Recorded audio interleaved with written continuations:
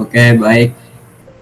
Perkenalkan, nama saya Andi Farifredi Putra dengan NIM 22021 1150 2029 yang akan menjadi moderator kelompok 3. Di kesempatan kali ini kami akan membahas tentang sejarah arsitektur Kristen awal.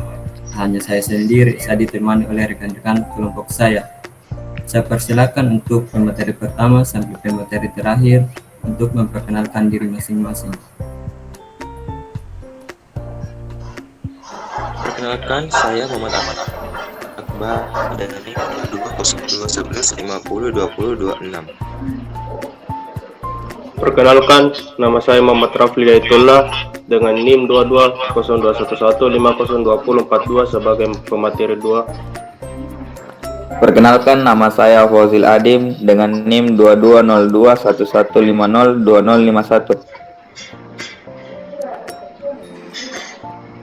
Perkenalkan, nama saya Asri Ayu dengan NIM 220211502024 dengan pemateri keempat. Saya Farhad Amarsyah Abdul Hamid dengan NIM 220211502025 dengan pemateri kelima. Perkenalkan, nama saya Rizky Putri Amalia Ramadhani dengan NIM 220211502041 sebagai pemateri ke-6.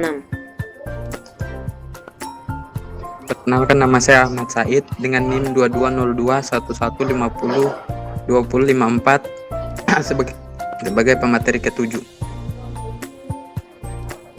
Perkenalkan, saya Tika Suri dengan NIM 220211502048 sebagai pemateri ke-8.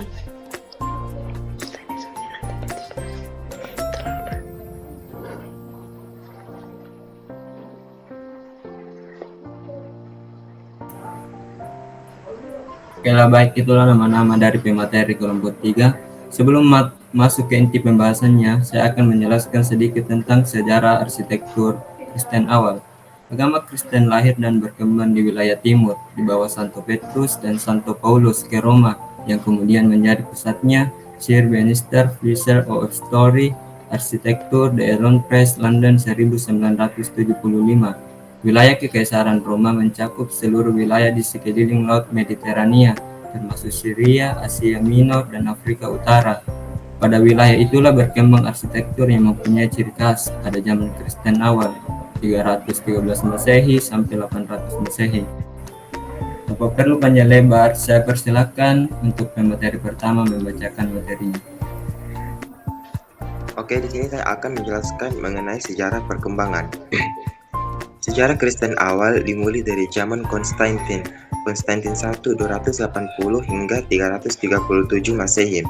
Kaisar Roma dengan sebutan Konstantin yang Agung atau Konstantin the Great terkenal dengan kebijakannya menerima dan mengesahkan agama Kristen sama dan setingkat dengan kepercayaan yang sudah ada sebelumnya.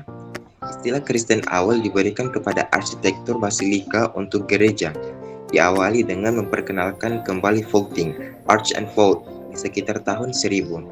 Gereja-gereja yang bertahan di Roma yang paling membangkitkan perkembangan karakter Kristen awal adalah San Clemente yang menghabiskan 4 abad untuk menyempurnakan tempat paduan suara, San Agnes Fuori Lemura dibangun kembali pada tahun 630 dan setelahnya, dan Santa Sabina terpusat disusun di sekeliling sebuah dom terpusat seperti Panton. Gereja Romawi Barat yang lebih peduli dengan partisipasi jemaah dalam sekumpulan massa lebih disukai disebut sebagai Basilika Romawi.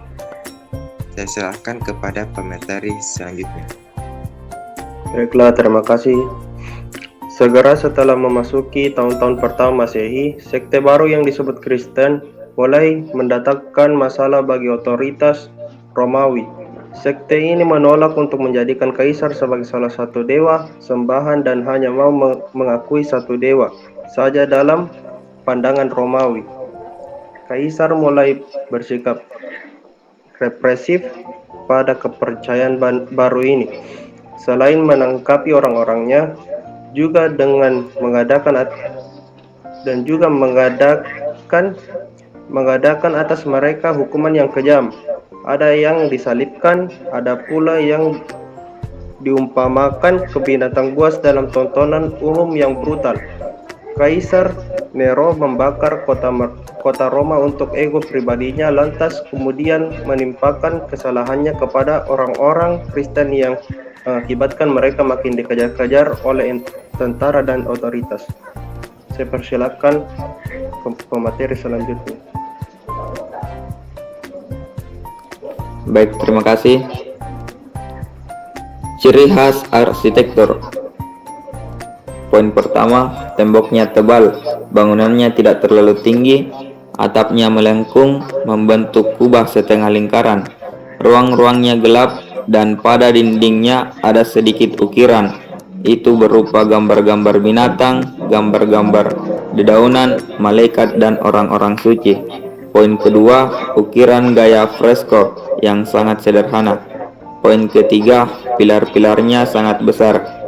Selanjutnya saya serahkan kepada pemateri keempat. Baik. Ciri-ciri khas arsitektur yang selanjutnya, bentuk-bentuk denah sangat terkait oleh dalil-dalil yang sistematik, yaitu bentuk simetris, jelas dan teratur dengan teknik konstruksi yang bersahaja. Selanjutnya, arsitektur ditangani dengan menggunakan daya nalar atau pikiran yang rasional. Konsep ornamen dan dekorasi eksterior gedung-gedung Kristen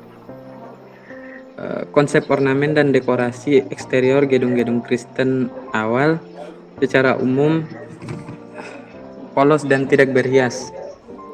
Secara kontras, bagian interior didekorasi dengan baik. Lantai dan dinding terbuat dari marmer freskoes, mosaik, hangings, dan altar diselesaikan dengan material emas dan perak. Baik, selanjutnya saya serahkan ke pemateri selanjutnya.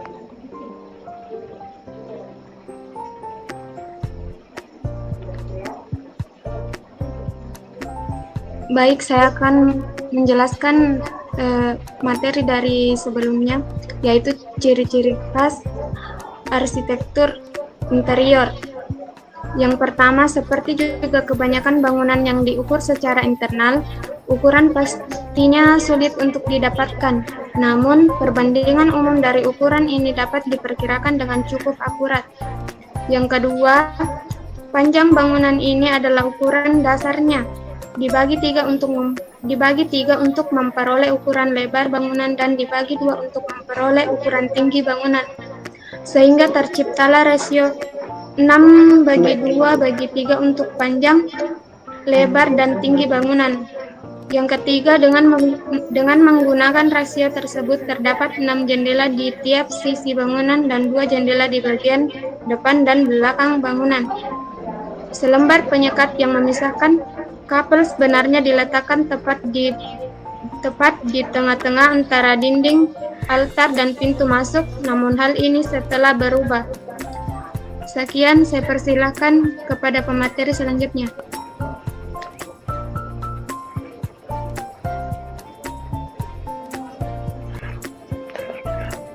Tahu kah? Ya, di sini saya pemateri ke-6 akan melanjutkan pemateri kelima, yaitu eksterior. Bagian luarnya tidak dihiasi dengan hiasan-hiasan arsitektur dan dekoratif seperti yang biasanya ada di banyak gereja-gereja zaman abad pertengahan. Tidak memiliki face bagian luar ataupun pintu gerbang yang dapat digunakan untuk prosesi arak-arakan karena jalan masuk selalu lewat ruang-ruang dalam di lingkungan istana kepausan.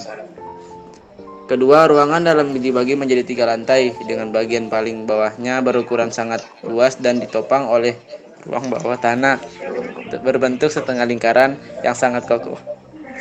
Dilengkapi juga dengan beberapa jendela dan sebuah pintu untuk menuju ke halaman luar. Yang ketiga, Oke, baik, saya lanjutkan kepada materi kebudayaan pada arsitektur Kristen awal. Pertama, Kristen awal Istilah Kristen awal diberikan kepada arsitektur basilika untuk gereja dan diawali dengan memperkenalkan kembali vaulting atau lihat arch and vault di sekitar tahun 1000.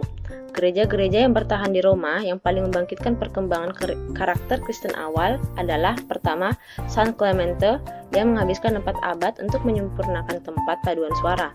Kedua, San Ignace Fori Le Mura dibangun kembali pada tahun 630 dan setelahnya. Kemudian Santa Sabina pada tahun 422 sampai 432. Sedangkan arsitektur Byzantine berkembang dengan konsep yang disebut gereja terpusat, disusun di sekeliling sebuah dom terpusat seperti Pantheon. Gereja Romawi Barat yang lebih peduli dengan partisipasi jemaah dalam sekumpulan massa dan lebih disukai disebut sebagai Basilika Romawi. Kedua, orang Kristen kemudian melarikan diri ke tempat manapun yang dianggap aman. Salah satu tempat pelarian yang paling aman adalah katakombe, kuburan bawah tanah dengan ruang pertemuan, laci-laci atau relung untuk menyimpan jenazah. Banyak katakombe ini sudah dilupakan oleh orang karena berasal dari beberapa generasi sebelumnya, sehingga orang Kristen leluasa untuk beraktivitas di dalamnya tanpa tercium oleh otoritas. Selanjutnya saya persilakan ke materi 8. Baik, lukisan-lukisan dekorasi terdiri atas lukisan-lukisan dinding dan rangkaian permadani.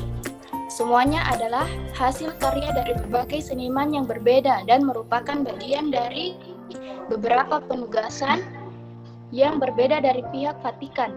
Beberapa di antaranya bahkan bertentangan antara satu dengan lainnya. Dinding-dinding kapel dibagi menjadi 3 tingkatan. Bagian bawahnya dihiasi dengan gantungan-gantungan dinding yang penuh hiasan yang terbuat dari perak dan emas. Bagian tengahnya memiliki 2 rangkaian lukisan yang saling mendukung satu dengan lainnya, yakni lukisan-lukisan tentang kehidupan Nabi Musa dan kehidupan Yesus Kristus. Lukisan-lukisan ini ditugaskan di tahun 1480 oleh Paus Sixtus IV kepada Ghirlandaio, Botticelli, Perugino, dan Cosimo Rosselli, beserta semua fasilitas kerja mereka. Bagian atasnya dibagi menjadi 2 zona. Pada bagian bawah, jendela terdapat galeri lukisan para Sri Paus yang dikerjakan bersamaan dengan lukisan-lukisan kehidupan tersebut di atas. Di sekitar bagian atas jendela yang berbentuk lengkungan area yang dikenal dengan nama lunette dilukiskan para nenek moyang Yesus Kristus yang dilukis oleh Michelangelo sebagai bagian dari skema lukisannya di langit-langit.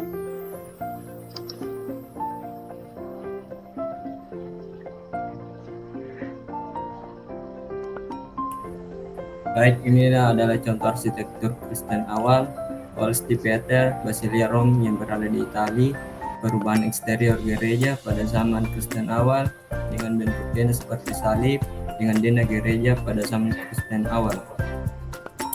Sekianlah materi yang dapat kami sampaikan. Mohon maaf jika ada salah kata. Saya Andi Farid Pradiputra, selaku moderator kelompok 3, pamit undur diri.